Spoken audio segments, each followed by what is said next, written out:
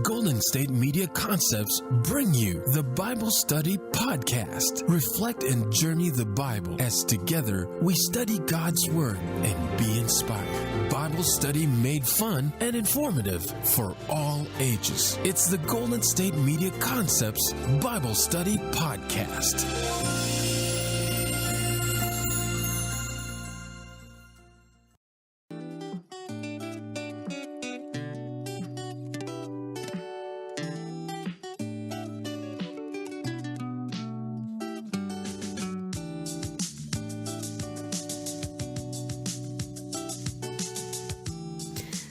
Welcome to the Golden State Media Concepts Bible Study Podcast. I am your host, Sarah, and I want to welcome you to this Wednesday of Holy Week, April 12th, 2017. It is, as I said, Holy Wednesday, and we will be discussing, as we have been for this week, the assigned New Testament, this time lectionary text assigned for April 9th, as well as the assigned Gospel reading for Holy Wednesday, which comes from the Gospel of John, chapter 13. And I will say on a personal note that today, in addition to being the Wednesday of Holy Week, is also my birthday. So that's kind of fun.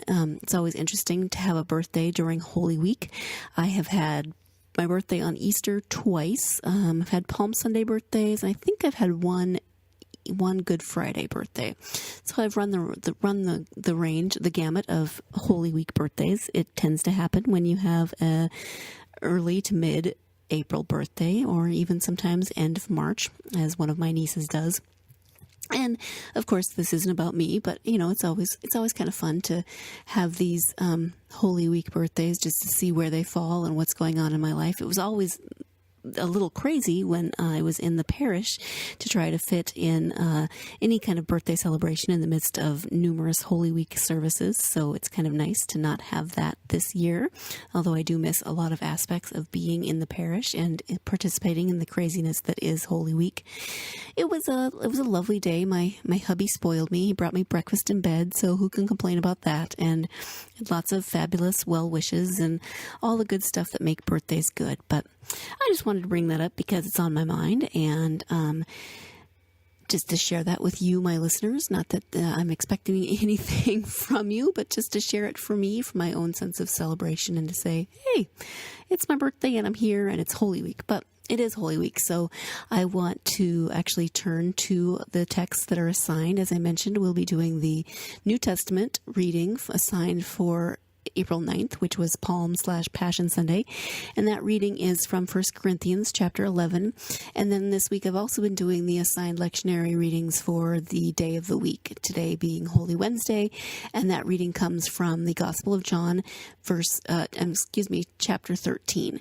And we are going to get to those texts soon after a quick break, so stay tuned, and when we come back I'll be talking about the assigned New Testament reading from 1 Corinthians chapter 11. Stay tuned and I will be right back. Do you want to be healthier, yet you just don't know what to do? All these shows telling you this and that, but nothing seems to work. Well, listen close. Golden State Media Concepts has got something great for you. The Health and Wellness Podcast, dedicated to workout trends, healthy eating habits, diet, and everything about healthy living. Join us in our banters as we help you not just live life to the fullest, but live it to the healthiest.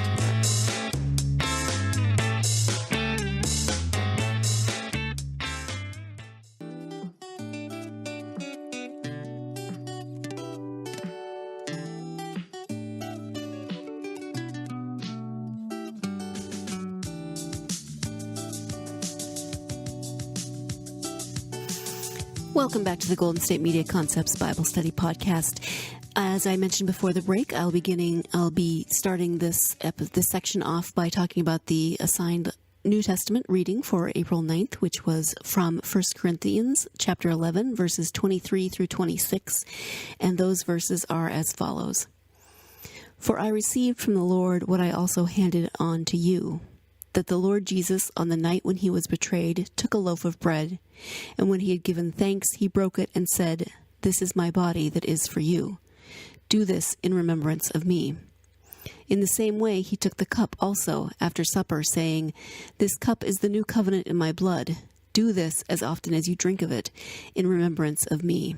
For as often as you eat this bread and drink this cup, you proclaim the Lord's death until he comes." And again, that was 1 Corinthians chapter 11, verses 23 through 26. And these words probably sound very familiar to you if you have participated in communion at all. Often, I know my tradition uses these words as part of the communion liturgy. Maybe yours does as well. It is very common to hear these words spoken before communion. Do this in remembrance of me. And as I keep mentioning this week, if you've been joining me, these texts are assigned for Palm/Passion Sunday, and that is a Sunday where the worship consists of readings and, basically readings that really encapsulate all of Holy Week. And here we are seeing part of Maundy Thursday. This comes from Paul, who is writing to the church in Corinth, but he's relating this story. He's telling the story of Jesus and Jesus' Last Supper with his disciples, where he said these words to them, and this is where we get the words for communion that we use in the liturgy. So here we have a piece of Maundy Thursday, and this isn't giving anything away for tomorrow, because tomorrow's texts are the alternate story of the Last Supper, wherein Jesus washes the feet of the disciples. So we'll be talking about that tomorrow on Maundy Thursday. But Jesus gathered with his disciples the night before he was betrayed to participate in the Passover Seder with them. They gathered together, and in the midst of the meal, Jesus said that he wanted to implement something new with them. And so he gives them these words that we now know as the words that we use in the communion liturgy. And he said, take this bread. This bread is my body. It's given for you. This wine is my blood. It is also given for you. And that you are to do these things in remembrance of Jesus, in remembrance of his body and blood, of his death, his crucifixion, his death and resurrection. So these are all things that happen in the midst of Holy Week. And as I've said before, I've been trying to immerse myself in these texts this week to really stay present in the Holy Week experience of experiencing Jesus' life and what happened to him during this time, during this week as he journeyed toward that betrayal, that crucifixion. And there's a lot to that story. If you notice, as you're reading through the Gospels really slow down and they pay a lot more attention to the details and walk you through much more slowly than they walk you through a lot of the other events that happen in Jesus' life. So when that happens in a narrative of any kind, we should pay attention to why is the narrative slowing down. Well, we need to pay attention and see what's going on. And in this case, of course, we know how the story goes. We know how the story ends, that it does end with the promises of Easter, with the resurrection. And so we need to pay attention to what's going on here. And Jesus has known for a long time that his death is coming, and that he needs to try to give his disciples, his followers, as much information as possible so that they can carry on his ministry when he is gone. And here he's having this very touching moment with his disciples, the Last Supper, as we now have come to call it. And he wants to continue to give them as much information as possible, but also ways in which they can work in the world after he is gone. And so he gives them this. He says, do this in remembrance of me. This is my body. This is my blood. This represents the new covenant that is being made with you through me by God, so that your relationship with God is really going to take on a new understanding. And so he's giving them frameworks for how to be in the world after he is gone. And one of those frameworks is a way to gather together as a community, as a family, to gather together around the table as Jesus and his disciples are doing in this text, and a framework, as I said, to experience and to remember Jesus's death on the cross, but also what that means in terms of his resurrection, what that means to us in terms of the grace that God has given us, the gift of grace, and that wonderful not reimagining, but the new covenant that God has given us. Because if you've been listening to me for any time, then you know that I keep saying that the Bible really is just a love story between God and God's people. God trying desperately to be in relationship with the people, and the people being very stubborn, as people tend to be, and turning their backs on God. And so God keeps trying new ways to get our attention. God does everything in God's power to get our attention, to bring us back into relationship. And finally, God sends Jesus, and our whole relationship then with God is brought into this new covenant, this new promise, wherein God says, I love you, and I want you to know that this is eternal. And so here is my son who will teach you a new way of being in relationship with me. So I do want to look at some commentary on these verses because, of course, in the context of Palm Passion Sunday, we understand that this is describing Jesus' Last Supper, but of course, in another context, Paul is writing these words to the church in Corinth, and there is a reason that he's doing that.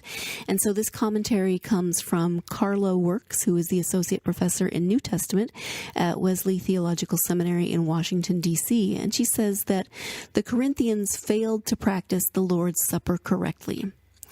Though this failure was detrimental to the edification of First Church Corinth, it is fortunate for us since 1 Corinthians 11:17 through 34 is the only place where Paul discusses the Eucharist.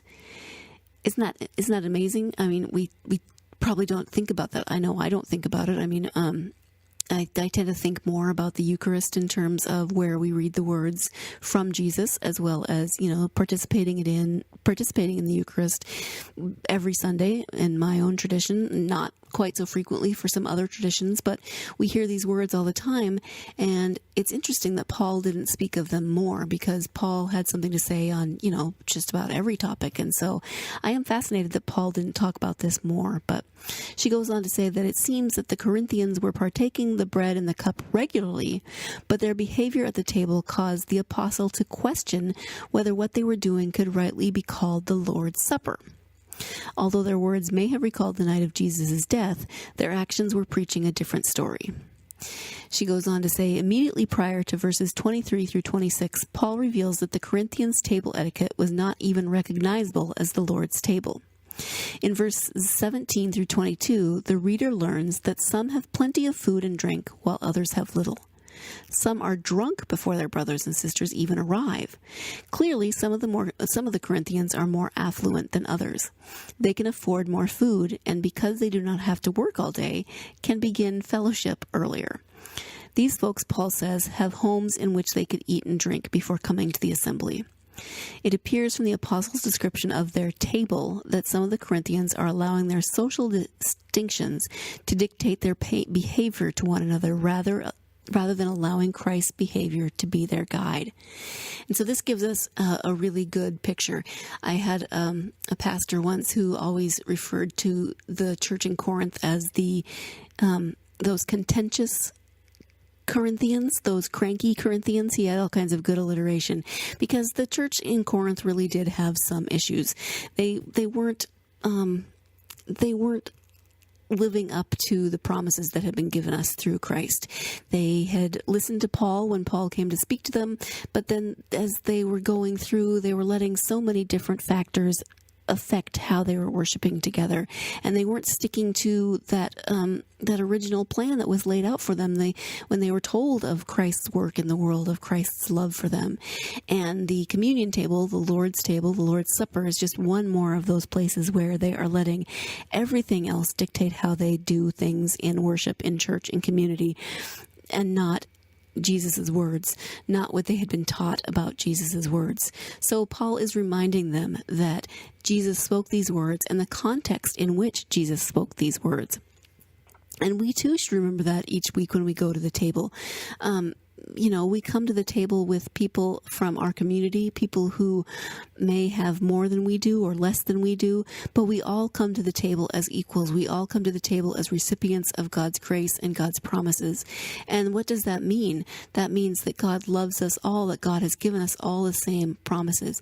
It doesn't matter if I have more money than this person over here, or if that person over there has way more possessions than I do, has a better job. We all come to the table as God's children, recipients of God's grace and God's love, recipients of the promises made to us through Jesus's actions during Holy Week, through his whole ministry, but especially during Holy Week, and his death on the cross on Good Friday, his resurrection on Easter.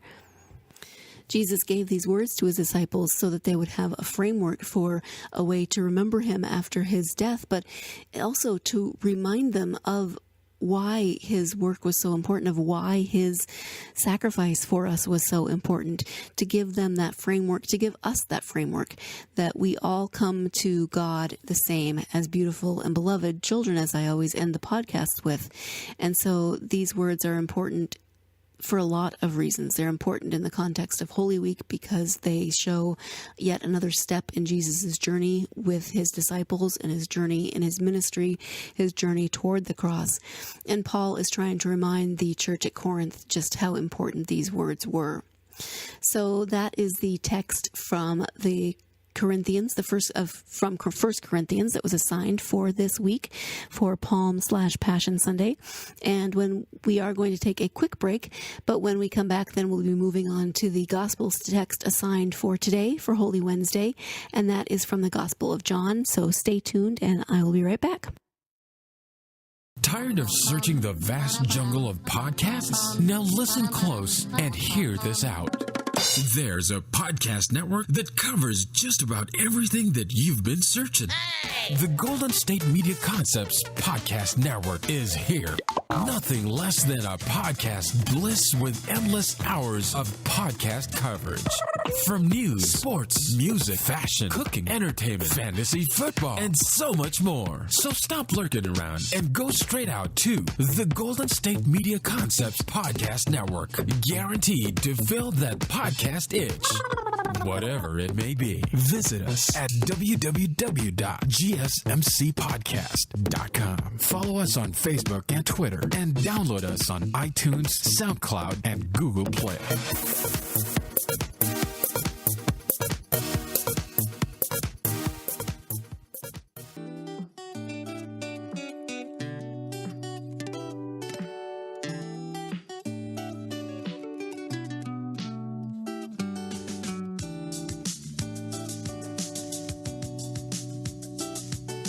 And we're back. Welcome back to the podcast. Before the break, we were talking about the assigned text from 1 Corinthians for April 9th, and now we're moving into the assigned text from the Gospel of John that is assigned for Holy Wednesday, and that is John chapter 13, verses 21 through 32, and those verses are as follows. After saying this, Jesus was troubled in spirit and declared, "Very truly I tell you, one of you will betray me." The disciples looked at one another, uncertain of whom he was speaking. One of his disciples, the one whom Jesus loved, was reclining next to him. Simon Peter therefore motioned to him to ask Jesus of whom he was speaking. So while reclining next to Jesus, he asked him, "Lord, who is it?" Jesus answered, "It is the one to whom I give this piece of bread when I have dipped it in the dish." So when he had dipped the piece of bread, he gave it to Judas, son of Simon Iscariot. After he received the piece of bread, Satan entered into him. Jesus said to him, "Do quickly what you are going to do." Now no one at the table knew why he said this to him. Some thought that because Judas had the common purse, Jesus was telling him, "Buy what we need for the festival," or that he should give something to the poor. So after receiving the piece of bread, he immediately went out, and it was night. When Judas had gone out, Jesus said, "Now the Son of Man has been glorified, and God has been glorified in him. If God has been glorified in him, God will also glorify him in himself, and will glorify him at once." So again, those verses are from John chapter 13, verses 21 through 32. And I always find it interesting when we come into a reading that starts, all of the readings start in the middle because we don't read the Bible from beginning to end each Sunday. But after saying this, makes me at least say, after saying what did Jesus just say? Obviously, we are in the part of the Gospel of John where we're at the Last Supper, which is what we talked about a little bit in the previous section with the 1 Corinthians. But Jesus just said something, and so what he said was, I tell you this now. I tell you, he's talking about his, he just washed their feet. And I'm backtracking, sorry. So Jesus had just washed their feet, and he's saying, I have set you an example that you also should do as I have done to you. Very truly, I tell you, servants are not greater than their master, nor are messengers greater than the one who sent them. If you know these things, you are blessed to do them. I am not speaking of all of you. I know whom I have chosen, but it is to fulfill the scripture. The one who ate my bread has lifted his heel against me. I tell you this now before it occurs, so that when it does occur, you may believe that I am he. Very truly I tell you, whoever receives one whom I send receives me, and whoever receives me receives him who sent me. So that at least gives us a little more context. Jesus has just washed their feet, and now he is once again trying to prepare them for his upcoming betrayal and death. He is not reminding them, but trying to prepare them for what is to come. They still don't really get it. The poor disciples, and who can blame them? I mean, Jesus is their teacher. He's their friend. He is their mentor. He's so many things to them. They love him. They don't want to think about him being betrayed, him being killed. So they're definitely in a little bit of denial. They just can't hear what Jesus is trying to tell them. He keeps trying to tell them. Even in this next section, when he tells them that one of them will betray him, and that person is the one to whom he's going to give the piece of bread, he gives it to Judas, and still they haven't quite figured it out, right? Some think it is because Judas held the common purse, and so he's supposed to go out and get food for the festival. Some of them just don't, they're saying buy what we need for the festival, or that Judas should maybe give something to the poor. If you remember from yesterday, Judas was complaining when Mary washed Jesus's feet with her tears, or when she anointed Jesus's feet with the expensive perfume, and he said, why did this money get spent on perfume when it could have been given to the poor? We're told that he was the keeper of the common purse, and so they're thinking maybe Jesus was telling him to go out and give something to the poor. But they still don't quite understand it, and it's easy to see that Jesus's followers, Jesus's disciples just aren't in a place where they're ready to hear this. They aren't ready for what Jesus is trying to prepare them for. But Judas does take that piece of bread, and then he goes out into the night. And Judas is an interesting character because we don't know a lot about him. In John, as I was saying yesterday, or the day before yesterday, when I was speaking of that part where he's complaining that perfume is expensive, we're told that he was the keeper of the common purse. John is clear. He's trying to make sure that we understand that Judas is not a good person, that he's going to betray Jesus. And so John says that Judas didn't say that because he really cared for the poor, but because he used to steal from the common purse. And we don't really know much about Judas. We don't know what his reasonings were. It would be interesting, if we could do the whole time machine thing and go back and actually speak to Judas and find out what his motivations were, what he thought he was accomplishing. What, did he do it because he hated Jesus? Did he do it because he loved Jesus and he thought he was led astray in some way, thinking that this would be helpful? Was he just greedy? What were his motivations? Because people aren't just one thing. Judas isn't just greedy, or he isn't just the keeper of the common purse, and maybe he's stealing from it because he's greedy. He was a human being with complexities and gray areas, just like we all are. I'm not trying to excuse Judas here, although there are some commentaries that talk about Judas and his betrayal as a necessary thing, that it's part of the whole process of getting Jesus through this week in Jerusalem, through Holy Week, to the cross, and ultimately to the promises of the resurrection, that Judas plays a key role in his betrayal of Jesus. And you can take that as you will. Some people think that makes sense to them, and other people just don't want to give Judas any benefit of the doubt as having, an important role to play in any way, shape, or form. But I'm fascinated by human nature, and so for me, I always wonder just exactly what Judas's motivations were, what his true reasons were, if he had those true reasons, and why he ultimately betrayed Jesus, if it was just for the money or if there was something else going on there. So Judas has gone out, presumably to do what he is going to do, to betray Jesus to the authorities. And then we move on into this slightly different section, which is sometimes given the heading of a new commandment. And Jesus says, now the Son of Man has been glorified, and God has been glorified in him. You'll recognize this as very typical of John's language, the language that he uses. It was present in the text we read yesterday on Holy Tuesday in John chapter 12. And he's still saying, I'm only with you a little longer. He says, you will look for me. But as I said to the Jews, I now say to you, where I am going, you cannot come. And this is actually after the verses that we read for tonight. But this is where Jesus then says, he says, I give you a new commandment, that you love one another. Just as I have loved you, you also should love one another. By this, everyone will know that you are my disciples, if you have love for one another. And that's one of my favorite parts of this gospel, of John's gospel and Jesus' words, that he reminds them that he has loved them, his disciples, and that they are then in turn to love each other. And if you listen to me on an irregular basis, you're going to hear me say this a lot. How do we show God's love that God has given us to each other?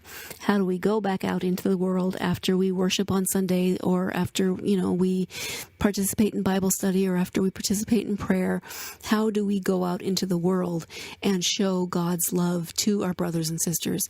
How do we do God's work in the world to make the world a better place, to make the world more like it should be if God's love were present everywhere, if we were all doing this, if everyone lived as God, if everyone loved as God loves us? How different would the world be? How would we live differently? So this is, again, yesterday previously in the 1 Corinthians, we talked about the Last Supper and those words that are in the Last Supper. And so that's actually a nice tie-in to this, because it's at the same instance. Obviously, this is in John's gospel, and that was in 1 Corinthians. So that was Paul reminding the Corinthians of what happened at the Last Supper. But now it's a really nice segue, I think, into this reading from the Gospel of John. And we're getting more of the picture all the time. This picture of Jesus as he journeys through Holy Week, him just trying to do as much as possible to prepare his followers, his disciples, his friends for his upcoming death, his imminent departure from them, because as we can see, they are in a bit of denial. They're not ready for what is about to happen. And Jesus only has a little bit of time left. So, speaking of time, that is all the time that we do have for today's podcast. But I do hope that you'll join me tomorrow. Tomorrow is Maundy Thursday, so we will be reading that story of Jesus washing his disciples' feet and moving yet closer to Good Friday and the events of the Passion and Jesus' death and crucifixion and death. So again, thank you for joining me today. As a reminder, you can find this podcast and all of the Golden State Media Concepts podcasts at www.gsmcpodcast.com. You can download this podcast and others on anything that you use to download podcasts to your mobile device. So iTunes, SoundCloud, Stitcher, whatever it is that you use that is your favorite app, you can find our podcasts. As always, I would love to hear from you on social media. If you have questions, if you have comments, if you have anything to share with me, I would love to hear from you. So you can find me as GSMC Bible Study on Facebook, on Twitter, on Tumblr, Pinterest, Instagram, all kinds of places. So come check us out on social media. As we continue moving through this Holy Week, as we move closer and closer to Good Friday and ultimately through to Easter, I want to remind you, as I do every ending of the podcast, that you are a beautiful and beloved child of God. Thank you for joining me. You've been listening to the Golden State Media Concepts Bible Study Podcast, part of the Golden State Media Concepts Podcast Network. You can find this show and others like it at www.gsmcpodcast.com. Download our podcast on iTunes, Stitcher, SoundCloud, and Google Play. Just type in GSMC to find all the shows from the Golden State Media Concepts Podcast Network, from movies to music, from sports to entertainment, and even weird news. You can also follow us on Twitter and on Facebook. Thank you, and we hope you have enjoyed today's program.